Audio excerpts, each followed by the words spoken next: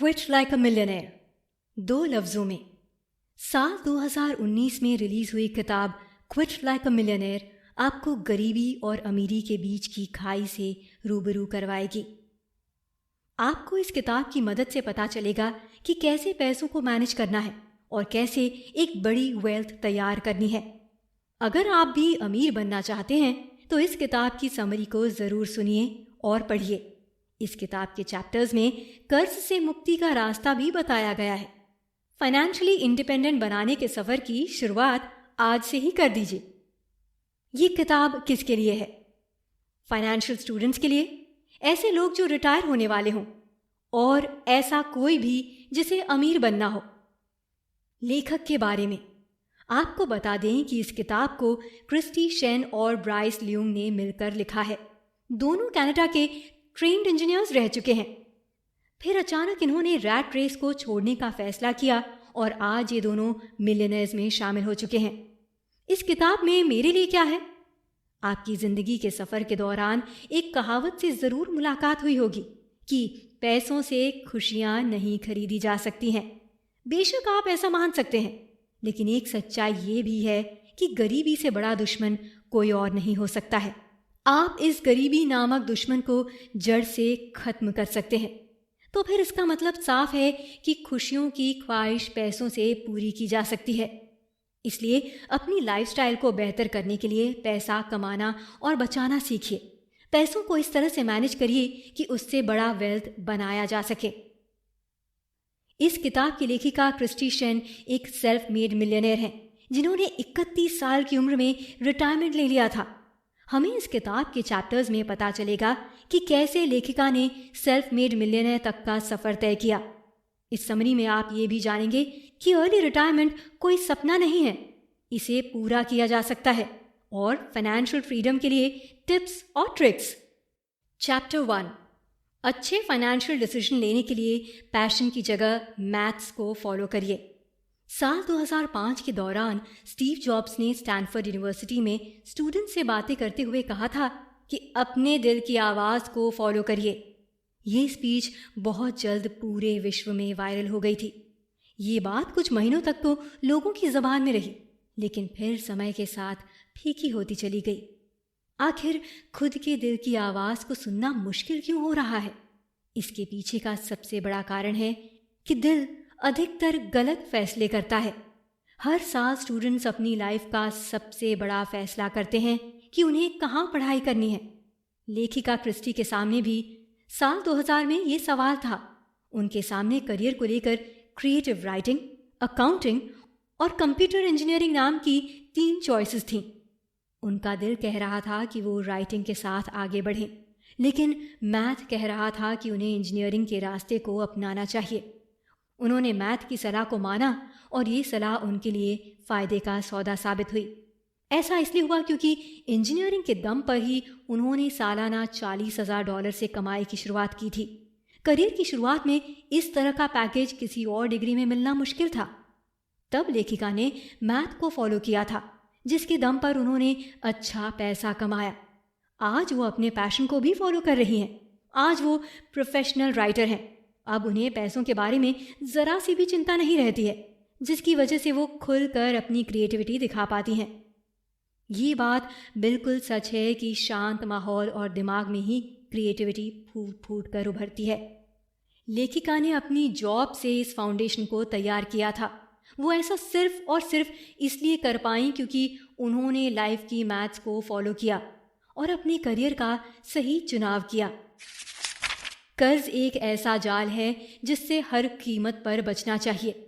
क्या आप जानते हैं कि चीन में अधिकतर लोग अपनी कमाई का 38% सेव करते हैं, जो कि अमेरिकन और जापान के लोगों की तुलना में काफ़ी अधिक है। चीन के लोग पैसों की सेविंग्स पर भरोसा क्यों करते हैं? साल 1949 में जब चीन कम्युनिस्ट सरकार पावर में आई, तब वहाँ भ्रष्टाचार अपने चरम पर था। वहाँ बैंकिंग जैसी व्यवस्था नहीं थी। लोग कर्ज में डूबे रहते थे। अगर किसी को कुछ खरीदना रहता था तो उसके पास 2 चॉइस रहती थी। पहली, कर्ज में डूब जाना और सामने वाले का गुलाम बन जाना, या फिर तब तक पैसे इकट्ठे करना जब तक उस चीज़ को खरीदने लायक पैसे ना आ जाएं। ऐतिहासिक तौर पर चीन में कर्ज का मतलब गुलाम बनना ही हुआ करता था। इस किताब की एक लेखिका चाइनीज है। उन्होंने अपने देश के इतिहास से सीखा है कि लाइफ में कुछ भी हो जाए लेकिन कर्ज नहीं लेना चाहिए। इन्वेस्टमेंट को लेकर लेखिका सलाह देती हैं कि जब भी आप इन्वेस्टमेंट करिए तो रूल नंबर 72 को याद रखिए। मतलब आपको कैलकुलेट करना चाहिए कि कब तक में आपका लगाया हुआ पैसा डबल हो जाएगा। मान लीजिए कि आपने $1000 इन्वेस्ट किया है, उसमें 6% का ब्याज मिल रहा है, तो 72 को 6 से भाग देने पर 12 आएगा। मतलब 12 सालों में आपका पैसा डबल हो जाएगा। जैसे जैसे पैसा बढ़ता जाएगा वैसे वैसे वो पैसा और ज़्यादा पैसा बनता जाएगा। याद रखिए कि अगर आप इन्वेस्टर हैं तो रूल नंबर 72 आपका दोस्त है, लेकिन अगर आपने कर्ज लिया है तो यही नियम आपका सबसे बड़ा दुश्मन है, क्योंकि आपका कर्ज भी उसी हिसाब से बढ़ता जाएगा। इसलिए लाइफ में कुछ भी करिए लेकिन खुद को कर्ज के जाल में मत फंसने दीजिए। इस जाल से कई लोगों की जिंदगी बर्बाद हो जाती है। कंज्यूमर कर्ज के बारे में भी जानना जरूरी है। कर्ज से बुरी चीज कोई और नहीं हो सकती है। इसके अंदर आपका खून चूसने की काबिलियत होती है। कर्ज की वजह से कोई भी शर्मिंदा हो सकता है। इसलिए अगर आपको फाइनेंशियली इंडिपेंडेंट होना है तो आपको खुद को कर्ज से मुक्त करना होगा। अब कंज्यूमर कर्ज को समझने की कोशिश करते हैं। इस कर्ज का इंटरेस्ट रेट बहुत अधिक होता है, इसलिए इस कर्ज से बचने की कोशिश करिएगा। अगर आपके ऊपर इस तरह के कर्ज का बोझ है तो फिर तुरंत अपने खर्चों में कमी लाइए। बिना खर्च कम किए आप इस तरह के कर्ज से मुक्त नहीं हो सकते हैं। आपको रूल नंबर 72 के बारे में मालूम ही है। आपका कर्ज कितनी तेजी से डबल और ट्रिपल होगा आपको पता भी नहीं चलेगा। इसलिए खुद को कर्ज से मुक्ति दिलाने के लिए आपको अपने खर्चों को कम करना ही होगा। ये थोड़ा मुश्किल हो सकता है, लेकिन अपने आप को इस मुश्किल कदम के लिए तैयार करिए। अगर आपके कर्ज का ब्याज दर 10 से 20% के बीच का है तो फिर सिर्फ और सिर्फ इंस्टॉलमेंट से काम नहीं चलने वाला। आपको खर्च कम करके एक्स्ट्रा एफर्ट्स करने होंगे। एक्स्ट्रा एफर्ट्स के दम पर ही आप अपने कर्ज से मुक्ति पा सकते हैं। अगर आपके ऊपर कई सारे कर्ज चढ़े हुए हैं तो आपको लोन खत्म करने के लिए स्ट्रैटेजी बनानी होगी। आपको तय करना होगा कि किस कर्ज को कब खत्म करना है। इसके लिए आप फर्स्ट प्रायोरिटी उस लोन को दीजिए जिसका इंटरेस्ट रेट बहुत अधिक है। ज़्यादा इंटरेस्ट वाले लोन्स को जल्दी से जल्दी खत्म करने की कोशिश करिए। अब बात सेविंग की कर लेते हैं। अगर आप ऐसा सोच रहे हैं कि आप अपनी सैलरी से कुछ नहीं बचा पाते हैं तो बचत क्या करें, तो फिर भी आपको चिंता करने की ज़रूरत नहीं है। ज़्यादातर लोगों का ऐसा ही सोचना है। लेकिन अगर आप हर रोज़ एक चाय के बराबर पैसा भी इन्वेस्ट करेंगे तो उससे भी आपका भविष्य बदल सकता है। 1924 में थियोडोर जॉनसन ने यूपीएस में काम करने की शुरुआत की थी। उन्होंने अपने पूरे जीवन में कभी भी $14,000 सालाना से ज़्यादा कमाई नहीं की थी, लेकिन उन्होंने अपनी कमाई के 20% से यूपीएस के स्टॉक्स खरीदने की शुरुआत कर दी थी, जिसकी वजह से 90 साल की उम्र में उनके पास $70 मिलियन से ज़्यादा पैसे इकट्ठा हो गए थे। इसलिए इन्वेस्टमेंट में जादू होता है। भले ही आप कितना भी क्यों ना कमाते हो, और इन्वेस्टमेंट के ही दम पे आप अपने कर्जों से भी मुक्ति पा सकते हैं। इस चैप्टर का सार यही है कि खर्चों को कम करिए और उन पैसों को इन्वेस्ट करिए जिसके कंपाउंडिंग इफेक्ट से आप अपनी लाइफ को पूरी तरह से बदल सकते हैं। अगर आप खुशियां खरीदना चाहते हैं तो पैसों को एक्सपीरियंस में खर्च करने की आदत डालिए। आपको अपनी एक आदत के बारे में सोचना चाहिए। आपको पता होना चाहिए कि आप पैसा कहाँ खर्च कर रहे हैं। अधिकतर लोगों को खरीदारी यानी शॉपिंग में बहुत मज़ा आता है। शॉपिंग में मज़े को समझने के लिए हमें इंसानी दिमाग को भी समझना होगा। जब भी हम शॉपिंग करते हैं तो हमारे दिमाग से प्लेजर हार्मोन डोपामीन रिलीज होता है, जिसकी वजह से हमें नई नई चीज़ों को खरीदने का मन करता है। इसका आप कोकेन के नशे से भी तुलना कर सकते हैं। यही वजह है कि कब हम इस तरह के कोकेन के आदी हो जाते हैं या फिर यूं कहें कि शॉपहॉलिक्स बन जाते हैं, हमें पता भी नहीं चलता। यही वजह है कि समय के साथ ये लत बढ़ती जाती है। इसलिए अमीर लोगों को भी शॉपिंग से संतुष्टि नहीं मिलती है, उन्हें भी हमेशा कुछ न कुछ कमी ही लगती रहती है। इस बारे में लेखिका क्रिस्टी कहती हैं कि समय के साथ धीरे धीरे उन्हें एहसास हुआ कि जिन लोगों को शॉपिंग की आदत नहीं होती है वो ज़्यादा खुश रहते हैं। इसी के साथ पैसे खर्च करने के भी अलग अलग तरीके हो सकते हैं। जो लोग अपने पैसों को एक्सपीरियंसेस में खर्च करते हैं उन्हें खुशी का एहसास लंबे समय तक रहता है। इसका सिंपल सा रीज़न ये है कि पैसों से खरीदा गया सामान आपको कुछ समय तक ही खुशी दे सकता है, लेकिन उन्हीं पैसों से सीखी गई कला आपको जीवन भर खुशियों का एहसास करवाती रहेगी। इसलिए अगली बार पैसों को खर्च करने का मन करे तो सोचिएगा कि क्या आप इन पैसों से कुछ एक्सपीरियंस गेन कर सकते हैं। आगे लेखक कहती हैं कि सभी सेल्फ मेड बिलियनर्स का मुख्य उद्देश्य अच्छा रिटर्न निकालने में हुआ करता था, लेकिन वो उसके लिए अपने पैसों को डुबाने का रिस्क नहीं लेते थे। उन सभी का मानना था कि अच्छे पैसे बिना रिस्क लिए भी बनाए जा सकते हैं। सभी सेल्फ मेड बिलियनर्स ने यह भी कहा था कि ये बात गलत है कि बड़े रिस्क से बड़ा रिटर्न बनता है। इसी के साथ अरबपति इन्वेस्टर किसी के भी कहने पर इन्वेस्ट नहीं कर देते हैं, वो खुद रिसर्च करते हैं। उनके पास समय होता है कि वो अपने इन्वेस्टमेंट्स को मॉनिटर कर सकें। उन्हें कहा सुनी बातों पर भरोसा नहीं होता है। उनका सीधा सीधा सिद्धांत होता है कि पहले किसी भी चीज़ को सीखने की कोशिश करें, सीखने के बाद ही उस खेल के खिलाड़ी बने। अरबपति इन्वेस्टर्स को खुद के ऊपर भरोसा होता है।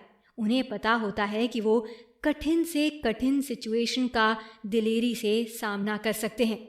वो खूब पढ़ते हैं और खूब इन्वेस्ट करते हैं। प्रॉपर्टी खरीदना इतना भी सेफ इन्वेस्टमेंट नहीं है जितना उसे माना गया है। कई लोग पैसे उधार लेने के लिए ज़मीन या घर को गिरवी रख देते हैं। लोग ऐसा समझते हैं कि घर खरीदना समझदारी की निशानी तो है ही साथ भविष्य के लिए अच्छा इन्वेस्टमेंट भी है, लेकिन ये पूरी सच्चाई नहीं है। प्रॉपर्टी के साथ कई और खर्चे आते हैं। चलिए उन खर्चों को डेटा के आधार पर देखने की कोशिश करते हैं। यूएस सेंसस ब्यूरो के अनुसार एक एवरेज परिवार 9 सालों तक एक घर में रहता है। एक अमेरिकन परिवार ये सोचकर घर खरीदता है कि जब बेचेगा तो अच्छा मुनाफा मिलेगा। वैसे घर की कीमत बढ़ती या घटती महंगाई दर के हिसाब से है, जिसे इन्फ्लेशन भी कहा जाता है। तब भी मान लेते हैं कि अमेरिका में घर की कीमत 6% प्रति साल के हिसाब से बढ़ेगी। मान लेते हैं कि एक अमेरिकी परिवार जिसका नाम स्मिथ है, उसने अपने घर को $5 लाख में खरीदा है। 9 सालों बाद 6% इन्फ्लेशन के साथ घर की कीमत $8,44,739 हो गई। इस हिसाब से $3,44,739 का प्रॉफिट नजर आ रहा है। लेकिन प्रॉफिट काउंट करने में इतनी जल्दी ना करिए। घर की कीमत के अलावा स्मिथ ने कितना खर्च किया है वो भी देख लेते हैं। उसने लैंड रजिस्ट्री ऑफिस में $1,000, टाइटल रजिस्ट्रेशन के लिए $150, इंश्योरेंस में $22,500, प्रॉपर्टी टैक्स $45,000, मेंटेनेंस $45,000। 9 सालों का बैंक लोन ही ब्याज सहित स्मिथ को $1,62,033 का पड़ गया है। आपको बता दें कि ये रकम सेल प्राइस से बहुत ज़्यादा है और ये डेटा अमेरिका जैसे देश का है।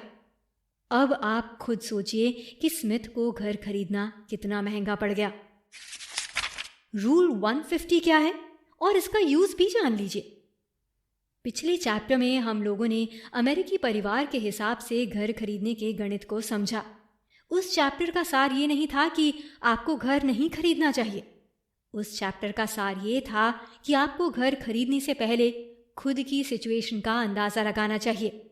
आपको अपने आप से सवाल करना चाहिए कि घर खरीदना आपके लिए सही होगा या नहीं। एक सवाल अपने आप से करिए कि आप रेंट कितना दे रहे हैं। अगर ये रेंट ईएमआई के बराबर पड़ रहा है तो फिर आपको घर खरीद लेना चाहिए। लेकिन अगर इस रेंट और ईएमआई के बीच बड़ा अंतर है तो फिर आपको कुछ सालों के लिए रुक जाना चाहिए। इसको और ज़्यादा करीब से समझने के लिए रूल 150 का यूज़ करना होगा। ये रूल एक तरह का टूल है जिसकी मदद से आपको पता चल पाएगा कि आपको घर खरीदना चाहिए या नहीं। 30 साल के लोन पीरियड के पहले 9 सालों में आपकी पेमेंट का 50% हिस्सा ही एक्चुअल लोन की तरफ जाता है, बाकी 50% इंटरेस्ट में चला जाता है। इसके अलावा 50% इंश्योरेंस और मेंटेनेंस में चला जाता है। मतलब टोटल लागत 150% की हो जाती है। इसलिए घर की असली मंथली पेमेंट निकालने के लिए मासिक किस्त को 150% से गुना करना चाहिए। मान लेते हैं स्मिथ अपने घर की EMI $1500 पे कर रहा है, लेकिन ये इसकी असली कॉस्ट नहीं है। असली कॉस्ट निकालने के लिए उसे $1500 से 150% से गुना करना होगा, जिसका रिजल्ट $2250 निकलेगा। अगर आपके घर की कॉस्टिंग रूल 150 के हिसाब से रेंट से ज़्यादा आ रही है तो आपको अपने फैसले के बारे में एक बार फिर से सोच लेना चाहिए। इसी रूल को अप्लाई करके इस किताब के ऑथर ने भी अपना खुद का घर खरीदा था। इसलिए अगली बार जब आपका मन घर खरीदने का करे तो रूल 150 को ज़रूर अप्लाई कर लीजिएगा। ऐसा करने से आपको साफ तस्वीर दिख जाएगी। इस नियम की मदद से आपके लिए फैसले पर पहुंचना आसान होगा। इंडेक्स इन्वेस्टिंग के बारे में जान लीजिए। अमेरिकन बिजनेस गुरु रॉबर्ट कियोसाकी ने कहा है कि गरीब लोग अपना पैसा सामान खरीदने में खर्च करते हैं, मिडिल क्लास लोग घर खरीदते हैं और अमीर लोग अपने पैसे को सही जगह इन्वेस्ट करते हैं। उनका मतलब साफ था कि अमीर लोगों को पता होता है कि पैसे से पैसा कैसे बनाया जाता है। सबसे अच्छी बात यह है कि इस ट्रिक को फॉलो करने के लिए आपको अरबपति होने की ज़रूरत नहीं है। अमीर बनने को लेकर लेखिका सलाह देती हैं कि आपको खुद की पैसा कमाने की मशीन बनानी होगी। अगर अभी तक नहीं बनाई है तो बनाने की शुरुआत कर देनी चाहिए। अगर आपकी मशीन आपके सोते हुए भी आपके लिए पैसे नहीं बना रही है तो इसका मतलब है कि आपके पास कभी भी बहुत ज़्यादा पैसे नहीं होने वाले हैं। लेकिन इस बात से आपको चिंता करने की ज़रूरत नहीं है। अगर आज से भी आप खुद के निवेश पर ध्यान देना शुरू कर देंगे तो बहुत जल्दी आप पैसों के खेल के गुरु बन जाएंगे। पैसों को सही तरीके से इन्वेस्ट करने में बहुत ज़्यादा शक्ति है। इस शक्ति की मदद से आप अपनी पूरी लाइफ को बदल सकते हैं। लेकिन सवाल यही है कि आप निवेशक कैसे बनेंगे? इसके लिए आपको इन्वेस्टिंग के नियमों के बारे में पता होना ज़रूरी है। अगर आपको खुद के पैसों को कंट्रोल करना है तो सबसे पहले आपको ये देखना होगा कि आपके पैसे आपके लिए क्या काम कर रहे हैं। क्या आपके पैसे सिर्फ और सिर्फ बैंक खाते में जमा हैं? अगर ऐसा है तो वो पैसा कभी भी आपको अमीर नहीं बना सकता है। बैंक खाते में रखी हुई छोटी सी रकम को भी आप इन्वेस्टमेंट की मदद से बहुत बड़ी बना सकते हैं। इसके लिए आपको ये सोचना होगा कि अब आपको कंज्यूमर नहीं बल्कि इन्वेस्टर बनना है। किसी बड़े इन्वेस्टर ने कहा है कि अगर आप जीने के लिए पैसे कमा रहे हैं तो फिर आप अपने समय की ट्रेडिंग कर रहे हैं, जिससे आपको पैसे मिलते हैं और उन पैसों से आप अपना खर्चा चलाते हैं। लेकिन भविष्य में आप इस ट्रेडिंग से बर्बाद होने वाले हैं, क्योंकि आप पैसे तो कमा लेंगे लेकिन आप कभी भी खुद के लिए समय नहीं खरीद सकते हैं। जब भी आप काम करना बंद कर देंगे तो आपके पास पैसे आने भी बंद हो जाएंगे। इसलिए खुद के लिए एक ऐसी तरकीब तैयार करें जो आपके लिए सोते समय भी पैसा कमाती रहे। याद रखिए कि अगर आप बिस्तर में सोते हुए पैसा नहीं कमा रहे हैं तो आज ही नींद को त्यागिए और मेहनत करने के लिए बिस्तर छोड़ दीजिए। अब इन्वेस्टमेंट पर लौट कर आते हैं। 2 तरीके से इन्वेस्टमेंट किए जा सकते हैं। पहला तरीका वही है जो कि वॉल स्ट्रीट सजेस्ट करता है। खूब पैसा रिसर्च में खर्च करिए और फिर बेस्ट कंपनीज के ऊपर जमकर पैसा लगाइए। दूसरा तरीका थोड़ा सा अलग है। ये सस्ता है और इसके लिए आपको पहले से अमीर होने की ज़रूरत नहीं है। इस तरीके में रिस्क भी कम है। क्या आपको इस तरीके के बारे में जानना है? तो बने रहिए ये बुक ऐप के साथ। आपको बता दें कि दूसरे तरीके को इंडेक्स इन्वेस्टिंग कहते हैं। इसे व्यक्तिगत घोड़ों के बजाय कसीनो पर दांव लगाने के रूप में सोचें।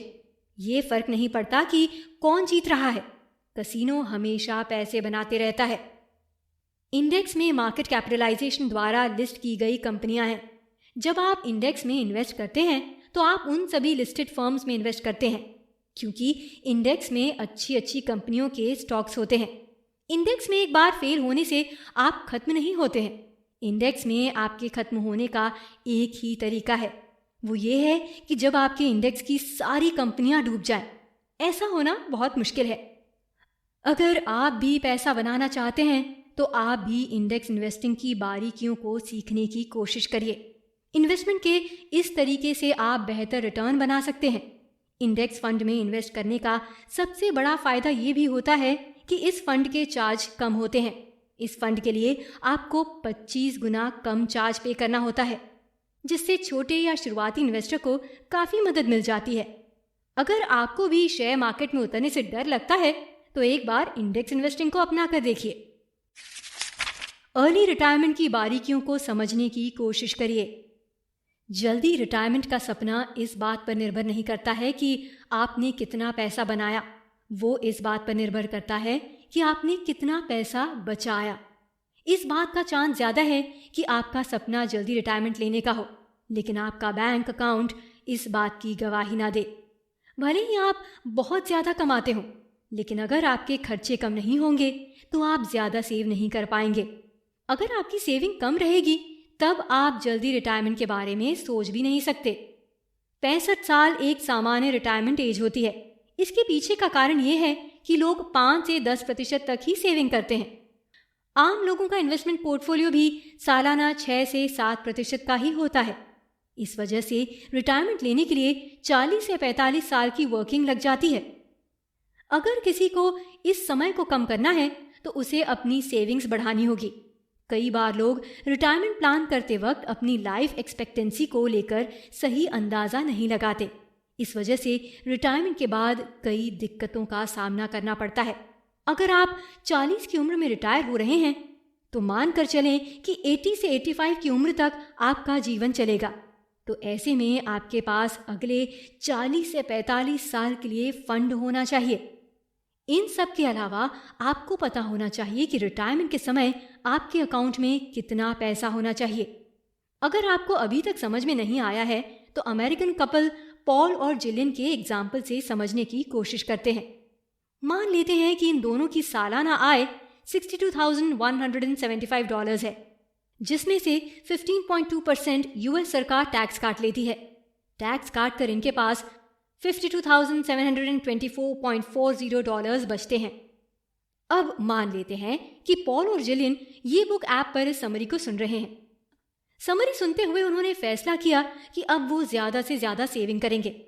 इसके बाद उन्होंने छोटा सा घर किराए में लिया है और खर्चे कम कर दिए। इस तरह करके वो $12,724.40 अपने सेविंग पोर्टफोलियो में सालाना ऐड करना शुरू कर देते हैं।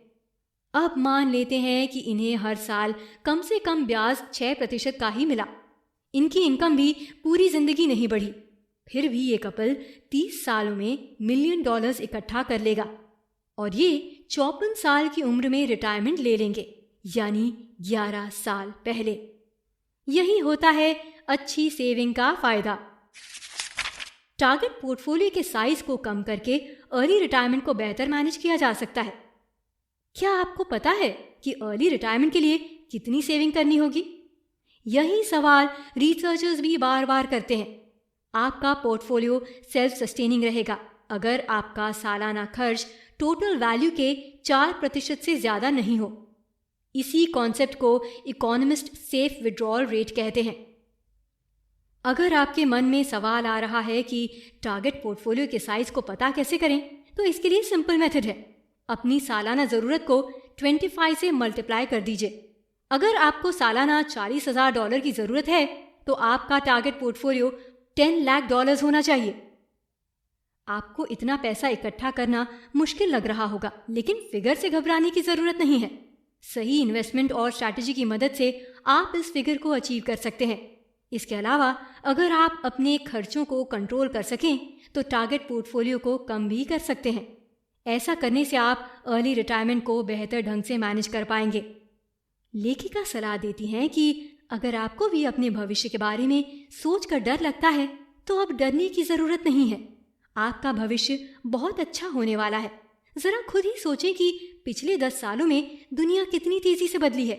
इसी के साथ साथ पैसा कमाने का तरीका भी कितना तेजी से बदला है।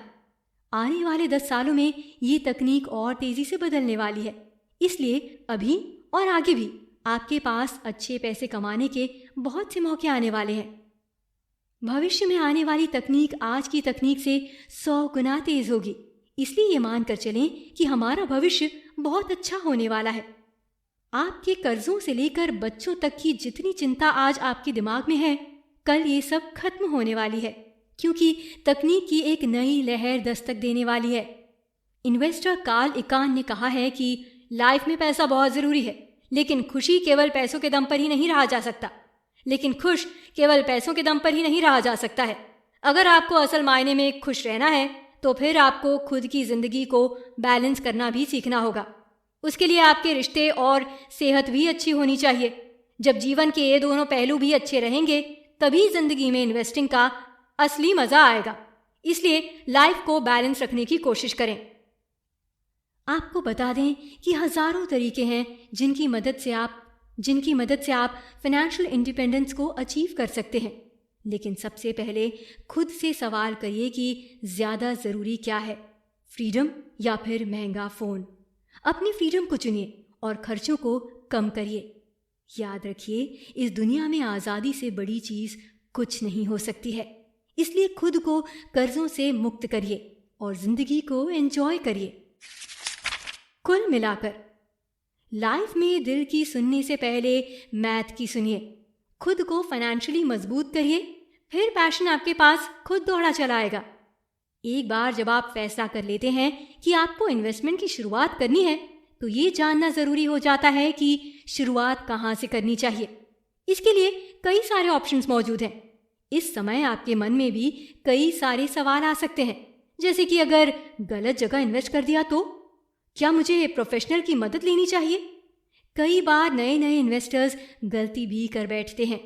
वो कई बार ऐसी अफवाहों के चक्कर में फंस जाते हैं जिससे उन्हें काफ़ी नुकसान भी उठाना पड़ जाता है।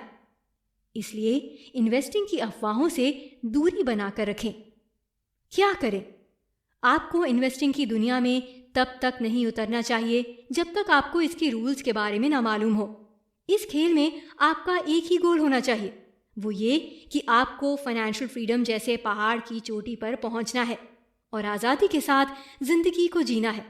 फाइनेंशियल फ्रीडम को पाने के लिए आपका खुद के ऊपर भरोसा होना बहुत ज़रूरी है। खुद की रिसर्च करने की आदत डालें। इसके बाद तकनीक तैयार करें और उसे फॉलो करें। इसमें भी क्रिएटिविटी दिखानी होती है। इसलिए कहा जाता है कि इन्वेस्टिंग भी एक क्रिएटिविटी है।